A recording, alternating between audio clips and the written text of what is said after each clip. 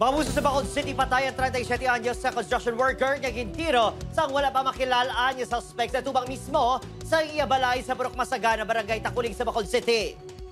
Sunod sa pagpangusisa sa Police Station 6, may gina-istorya iningabyan sang hinalig ginpalapitan sang gunman kag inutang. Wala pa sang rida kapulisan sa identity sang suspect kag motibo sa amo krimen.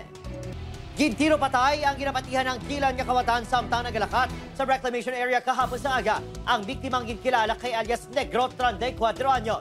Ginabahayag nga masamini nga nagapanaka-naka sa mga truck nga nagabiyahe kag nagapark sa reclamation area kag patiman sa Bredco Port sa may Barangay 2. Apat kalupok ang nabatyan. Ang gunman ang nagasakay sa motorsiklo. Sunod sa saksi, may angkas ang gunman nga nakabais pa sa biktima antes inigilutang.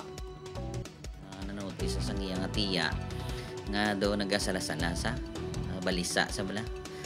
Tapos wala man siya nagdugay sa ila to balay kag nakat man dayon. Ini si alias Negro madamo ning record no